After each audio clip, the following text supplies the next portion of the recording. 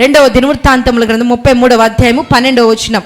అతడు శ్రమల్లో ఉన్నప్పుడు తన దేవుడైన యెహోవాను బతిమాలుకొని తన పితరుల దేవుని సన్నిధిని తన్ను తాను బహుగా తగ్గించుకొని ఆయనకు మొరలిడిగా ఆయన అతని విన్నపములను ఆలకించి యెరూషలేమునకు అతని రాజ్యములోనికి అతన్ని తిరిగి తీసుకుని వచ్చినప్పుడు యెహోవా దేవుడై ఉన్నాడని మనష్షే తెలుసుకుని. హల్లెలూయా. ఇక్కడ ఒక ఆయన మనకు కనిపిస్తున్నారు. ఎవరైనా? మనష్షే గారట. ఈయన శ్రమలో ఉన్నప్పుడు ఏం చేశాడట? దేవునికి మొర్ర పెట్టాడు. తన పితరుల దేవుని సన్నిధిని తనని తాను బహుగా తగ్గించుకుని ఆయనకు మొరలిడగా. ఇక్కడ మనష్షే గారు రాజుగారు. ఆయన ఎలాంటి రాజు అంటే ఒక భ్రష్టరాజు. అంటే ఎలాంటి రాజు? భ్రష్టరాజు. అంటే ఇంకా దేవునికి వ్యతిరేకమైపోయినటువంటి వాడు. అసలు ఈ మనష్షే ఎవరి కుమారుడు అని మనం చూస్తే ఎవరి కుమారుడినా? హిజ్కియా గారి యొక్క కుమారుడు. హిజ్కియా గారు ఎవరు? రోగి అయి ఉన్నప్పుడు ప్రార్థించగా స్వస్థత పొందుకున్నటువంటి హిజ్కియా గారు. ఈయన కూడా మంచి రాజు. అయితే ఈయన జీవితంలో రాజు కొడుకు ఎలా ఉండాలండి? రాజులాగా ఉండాలి. అవునా కదా? ఇక్కడ హిజ్కియా గారి యొక్క కొడుకు ఎలా ఉన్నాడనంటే ఈ మనష్షే. హిజ్కియా గారేమో గొప్ప ప్రార్థనాపరుడు, ఆయన శక్తివంతుడు, దేవుని సన్నిధిలో పరిచర్య చేసినటువంటి వాడు. అయితే తన కడుపున ఎవరు పుట్టారో తెలుసా? మనష్షే పుట్టాడు. ఈయనకి ఇది కూడా ఎక్కడి నుంచి వచ్చిందంటే తన తాత దగ్గర నుంచి వచ్చిందంట. అలాగే నా తాతగారు బుద్ధి ఏమైందంటే మనవడికి వచ్చేసింది. తండ్రి మంచోడే, పాపం తాతను బట్టి సార్కి వచ్చేసింది. ఇప్పుడు మనష్షే గారికి వచ్చేసింది. ఈ మనష్షే గారు ఏం మొదలు పెట్టాడనంటే దేవునికి వ్యతిరేకంగా మొదలు పెట్టాడు. ఇప్పుడు దేవుని సన్నిధిలో ఉన్నటువంటి మనష్షే గారు దేవుని బలిపీఠం ఏదైతే ఉందో ఆ బలిపీఠంలో దేవుని సన్నిధిలో ఆయన చక్కగా నడిపింపబడవలసినటువంటి ఈయన ఎలా తయారైపోయాడో తెలుసా? దేవునికి వ్యతిరేకంగా బలిపీఠములు కట్టించి ముహూర్తములను, నక్షత్రములను, దేవతా స్తంభములను, అసలు తన తండ్రి ఎలాంటి భక్తి కలిగినటువంటి వాడో అలాంటి భక్తిని కలిగలేక ఈయనను ఎవరిని ఆశ్రయించాడో తెలుసా? ఎవరిని ఆశ్రయించాడట? సోదెగాండ్రను ముహూర్తములు. ఏంటయ్యి? ఏంటి ఒకసారి చెప్పండి గట్టిగా. ముహూర్తాలు. ఇంకా చిల్లంగి తనుముతోనూ ముహూర్తములను ఇవన్నీ కూడా తన బిడ్డలతో చేపిస్తూ ఆయన ఎంత భ్రష్టత్వంలోనికి వెళ్ళిపోయాడనంటే ఇటు దేవుణ్ణి నమ్ముకున్నాడు, దయ్యాన్ని కూడా నమ్ముకున్నాడు. ఒక ఆవిడ అంటుంది దేవుడికి ఇచ్చేది దేవుడికి ఇవ్వాలట, దేవుడికి ఇచ్చేది దేవునికి, దయ్యానికి కట్టేది దయ్యానికి కట్టేయాలట, దేనికి దానికే తీర్చేయాలట. అయ్య బాబు, అలా చేయకపోతే ఎలాగనుకుంటున్నారు? చాలా తేడాలు వచ్చేస్తాయి. ముహూర్తములు. ఈ ముహూర్తంలో కరెక్ట్గా ఆ టైంకి ఏమైపోవాలట? 3 ముళ్ళడిపోవాల. ఏమైపోవాలి? ఆ టైంకి ఏం చేయాలంటే గడప ఏం చేయాలి? గుమ్మం ఏం చేయాలా? లేపేయాలంతే. ఏం చేయాలి? ఆ టైంకి ఇంకా నిమిషం అటు ఇటు సెకండ్ ఏమవకూడదు, కదలకూడదు. ఇక ఇవన్నీ జరిగించినటువంటి వ్యక్తి ఎవరట? మనష్షే గారు. ఇప్పుడు ఈ మనష్షే గారికి కష్టం వచ్చేసింది, శ్రమ వచ్చేసింది. ఎలాంటి శ్రమ వచ్చిందో తెలుసా? చెరసాల్లో వేసేసారంట తీసుకుపోయి. ఎవరిని? మనష్షే గారు. ఇప్పుడు ఈ మనష్షే గారికి ఎవరు గుర్తొచ్చారో తెలుసు? ఇప్పుడు దేవుడు గుర్తొచ్చాడు. ఎప్పుడు? ఒక మనిషి దేవుని సన్నిధికి రావాలంటే డబ్బన్నా పోవాలట, జబ్బన్నా రావాలట. హల్లెలూయా అంట. ఈయన ముందేం చేసాడంటే ఆ బిడ్డలకు కూడా ప్రతి సందర్భంలో ఆ బిడ్డలతో ఏం చేయించాడంటే ముహూర్తాలు చూపించి ఆ టైంకి ఉయ్యాల్లో పడాల. ఏ టైంకి? ఆ టైంకే కోత కొయ్యాల. ఏం కోత? డెలివరీకి కొంతమంది ముహూర్తాలు ఇట్టించుకుంటారు తెలుసండి మీకు?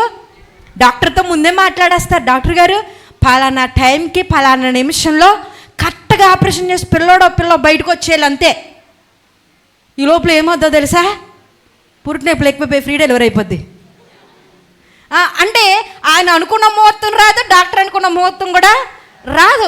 ఇవన్నీ కూడా ఏంటంటే మనుషులు కల్పించుకున్నటువంటి కల్పన కథలు, మనుషులు ఆలోచనలు చేసేటువంటి ముహూర్తాలు, ఇవన్నీ కూడా సమయములన్నీ కూడా. అందుకే దేవుని యొక్క వాక్యం ఏమని సెలవిస్తుందో తెలుసా? ఆకాశము ఆయన సృష్టించినది, భూమి ఆయన సృష్టించినది, ఈ కాల సమయములు ఎవరిచ్చినవని అంటే దేవుడు కలుగ చేసినవి తప్ప మరి ఏమీ కాదు. మరి మనము మన జీవితాల్లో కలిగే ప్రతి పరిస్థితుల్లో కూడా కాలాలను, ముహూర్తాలను, ఈ సోదెగాండను, చిల్లంగితనమును ఇవన్నిటిని కూడా ఆచరించడం వల్ల మనం ఏమైపోతామో తెలుసా? భ్రష్టాత్మలకు అప్పగించబడిపోతాం. ఇక్కడ ఈయన చేసిన పని ఏంటో కదా. నిన్న ఒక ఆమె వచ్చింది, నేను పలకరించడానికి వచ్చి అంటుంది అయ్యగారిని, బాబు దయ్యానికి ఎట్టాలి బాబు. చాలా ధైర్యంగా చెప్పింది. నేనైతే లోపలుండి అయ్యి బాబాయ్ అయిపోయింది ఇవిడ అనుకుంటున్నాను లోపల. అలా కాదు బాబు, దేనికి దానికి ఎట్టేయాలంటుంది. నేను అనుకున్నాను అయ్యి బాబాయ్ ఇంకా ఆవిడ పని అయిపోయింది ఈరోజు, వెళ్ళకపోవడం మంచిది అని నేను లోపల అనుకుంటున్నాను. అలా అంటుంటే అయ్యగారు అన్నారు, అమ్మా దేవునికి ఎట్టేసి దయ్యానికి ఎట్టేస్తే ఇక లోకంలో ఉన్న వారికి, దేవుని నమ్ముకున్న వారికి తేడా ఏమీ లేదు. ఇప్పుడు అలాగున చేసేవారు దేవుని దగ్గరికి వస్తారా? దేవుని మందిరానికి వస్తారా? దేవుని మాటలు వింటారా? వినరు కదా. మరి మనం ఎందుకు దేవుణ్ణి ఎరిగి ఉండి కూడా అలాంటి వాటి వైపుకి వెళ్ళాలి అని చెప్తూ ఆమెకు చెప్పారు. తప్పు అయిపోయింది బాబా అంటుంది. ఏమైపోయిందట అంటే ఇప్పుడు మనుషులు ఏమనుకుంటారో తెలుసా? అపాయాలు కలిగినప్పుడు, శోధనలు వచ్చినప్పుడు, ఆ కీడులు సంభవించినప్పుడు ఏదో కీడు కూడా వేస్తుందంటే ఏ కీడది? ఇవన్నీ కూడా అనుకునే ఆలోచనలు ఎలా ఉంటాయనంటే, దైవ జ్ఞానంలో ఉన్న వాళ్ళకి ఒకటే అనిపిస్తుంది, ఏంటంటే యేసు రక్తమే జయం, సమస్తం నీకే ప్రభువా అంటారు. కానీ లోక కీడుల్ని చూడవలసిన అవసరం లేదు. ఇక్కడ ఈ మనష్షే గారు కూడా ఏం చేస్తున్నాడో తెలుసా? అన్నీ చేసేసాడు. ముహూర్తాలు, సోదెగాండ్రు, బలిపీఠములు, దేవునికి వ్యతిరేకంగా నక్షత్రాలు, ఆకాశం, గాలి ఇవన్నీ కూడా దేవునికి వ్యతిరేకంగా చేసేసి కోల్పోయాక చివరికి ఎవరి దగ్గరకు వచ్చేసాడు తెలుసా? అదే వచనం చదువుదాం. 2వ దినవృత్తాంతముల గ్రంథం 33వ అధ్యాయం 12వ వచనం. అతడు శ్రమలో ఉన్నప్పుడు తన దేవుడైన యెహోవాను బతిమాలుకుని తన పితరుల దేవుని సన్నిధిని తనని తాను బహుగా తగ్గించుకుని ఆయనకు మొరలుడుగా ఆయన అతని విన్నపములను ఆలకించి యెరూషలేమునకు అతని రాజ్యంలోనికి అతని తిరిగి తీసుకువచ్చునని అప్పుడు యెహోవా దేవుడై ఉన్నాడని మనష్షే తెలుసుకుని ఉన్నాడు. ఇప్పుడు ఇవన్నీ అయిపోయిన తర్వాత, కోల్పోయాక, కష్టం వచ్చాక ఈయన తెలుసుకుంది ఏంటో తెలుసా? దేవుని సన్నిధిలో కోల్పోయిన దాన్ని దేవుడే ఇవ్వగలడని చివరికి తెలుసుకున్నాడు. మన జీవితాల్లో కూడా మనం ఎన్ని ప్రయత్నాలు చేసినా, ఎన్ని తిరిగేసినా, ఒకవేళ మన జీవితాల్లో ఎంత వెతికినా కానీ మనశ్శాంతి నీ జీవితంలో లేదా, పరిస్థితులు నీకు అనుకూలించడం లేదా, పరిస్థితులలో ఎవ్వరికీ చెప్పుకోలేనటువంటి స్థితిగతుల్లో, అనారోగ్య స్థితిగతుల్లో నలిగిపోతూ, ఆర్థికంగా సమస్యలతో నలిగిపోతూ, ఇక విజయము నాకు రాదు అనేటువంటి పరిస్థితుల్లో నలిగిపోతున్నావా? ఒక్కటే నువ్వు ఏంటో తెలుసా? దేవుని సన్నిధిలో ఆయన ఏం చేశాడనంటే తనకి తాను ఎలా తగ్గించుకున్నాడట? బహుగా తగ్గించుకొని. ఒకప్పుడు దేవుడు లేడు, ఎవరు లేడు అనుకున్న మనష్షే ఓ జబ్బు, ఆ పరిస్థితులు, కష్టం రాగానే, రాజ్యాలు కూలిపోగానే ఎవరు గుర్తొచ్చారనంటే దేవుడే, సజీవుడైన దేవుడు, రాజ్యాలను ఇవ్వగలిగినటువంటి దేవుడు ఒక్కడే. అది ఎక్కడో తెలుసా? దేవుని సన్నిధిలోనే నాకు దొరుకుతుంది అని ఆయన నమ్మాడు. మన జీవితాల్లోనూ కూడా దేవుని సన్నిధిలో వెతకడం ప్రారంభించండి. దేవుని సన్నిధిలో ప్రార్థించడం ప్రారంభించండి.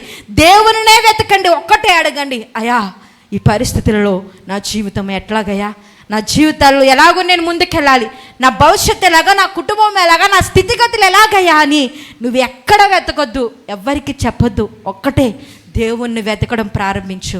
దేవుని సన్నిధిలో ప్రారంభించు. ఆయన బహుగా తగ్గించుకుని దేవుని సన్నిధిలో మొరలిడ్డాడట. అప్పుడు దేవుడు ఏం చేశాడో తెలుసా? ఈ చెరసాలలో ఉన్నటువంటి మనష్షేను దేవుడు మరలా తిరిగి రప్పించి తన రాజ్యంలోనికి నడిపించాడు. మనం అనుకోవచ్చు కొన్ని పరిస్థితుల్లో పాపము చేసాము కదండి, మేము దేవునికి దూరంగా బ్రతుకుతున్న వ్యక్తులము కదా, మేము దేవునికి దగ్గరగా లేనటువంటి వారము కదా, మేము ఈ లోకానుసారంగా బ్రతుకుతున్నాము కదా, కాబట్టి దేవుడు మా జీవితాలను ఒకవేళ లెక్క చేయడేమో అని అనుకోవచ్చు. ఒకవేళ మనం అనుకోవచ్చు ఏమనంటే, మేము దేవునికి సన్నిధులకి వచ్చి కూడా తెలిసి కూడా లోకానుసారంగా బ్రతికేశాం కదండి, ఇక దేవుడు నా ముఖం చూడడం, నేను దేవుని ముఖాన్ని చూపించడం నా వల్ల కాదు అని చెప్పి ఎవరైనా కృంగిపోయే పరిస్థితుల్లో ఉండొచ్చు. ఈ మనష్షే గారు కూడా దేవుని యందు భక్తి కలిగినటువంటి కుటుంబం నుంచి వచ్చిన వ్యక్తే, కానీ తన తప్పటడుగుల వల్ల నాశనం వచ్చినప్పుడు తిరిగి బహుగా తగ్గించుకుని ఏం చేశాడట? దేవుని సన్నిధిలో ప్రార్థించడం మొదలుపెట్టినప్పుడు తన రాజ్యములు తిరిగి కట్టబడ్డాయి. హల్లెలూయా. ఈ రోజున నీ జీవితము తిరిగి కట్టబడాలంటే, ఈ రోజున నీ భవిష్యత్తు తిరిగి కట్టబడాలంటే, నీకున్న ప్రతి నీ పరిస్థితులు మార్చబడాలనంటే నువ్వు చేయాల్సింది ఏంటో తెలుసా? ఎక్కడెక్కడో తిరగొద్దు, ఏ ముహూర్తాలను చూడొద్దు, ఏ సోదగాండ్రలను నువ్వు ఆలోచన చేయొద్దు, ఏ ఒక్క కర్ణ పిశాచుల దగ్గరికి నువ్వు వెళ్ళొద్దు. కానీ వాటన్నిటిని తొలగించి నెమ్మదినిచ్చే దేవుని సన్నిధిలో మోకరించు, నీకు నువ్వు తగ్గించుకొని ప్రార్థన చేయి. ఆ ప్రార్థనే నీ జీవితానికి ఆశీర్వాదకరంగా మార్చబోతున్నాడు. హల్లెలూయా. ఈయన చేసిన అతిక్రమం ఏంటో తెలుసా? లోకాన్ని ఆశ్రయించాడు. దేవుని సన్నిధికి వచ్చినా కానీ మనము చేయవలసిన విషయం ఏంటో తెలుసా? వాటన్నిటిని విడిచిపెట్టేయండి. వాటిని విడిచిపెట్టినప్పుడు కష్టాలు వస్తాయి, కష్టాలు రాకుండా ఉండవు. దేవునికి యథార్థంగా బ్రతుకుతూ ఉన్నప్పుడు దుఃఖం కనిపిస్తుంది. దేవునికి ఇష్టకరంగా దేవుణ్ణి మనం ముందు పెట్టుకుని చేస్తున్నప్పుడు కొంత మనం నష్టపోవచ్చు. కానీ దాని ప్రతిఫలాన్ని ఎప్పుడు చూస్తావో తెలుసా? రాబోయే కాలంలో నీవు చూడబోతావు. హల్లెలూయా. ఎంత పవిత్రంగా నీ జీవితాన్ని కాపాడుకుని, ఎంత యథార్థంగా దేవునికి దగ్గరైతే నీ జీవితం అంత ఉపయోగకరంగా దేవుని సన్నిధిలో నడిపింపబడుతుంది. మనము కూడా దేవుని సన్నిధిలో ఎలాగున ఉండాలి. మనుష్య తన జీవితంలోనూ కూడా భక్తి కలిగినటువంటి తండ్రి దగ్గర నుంచి పుట్టినటువంటి వ్యక్తే, కానీ తన జీవితంలో నెమ్మది లేకుండా పోయింది. కానీ ఒక విషయము, తన జీవితంలో తగ్గించుకొని ప్రార్థించాడు, ఆయనకు విడుదల వచ్చింది.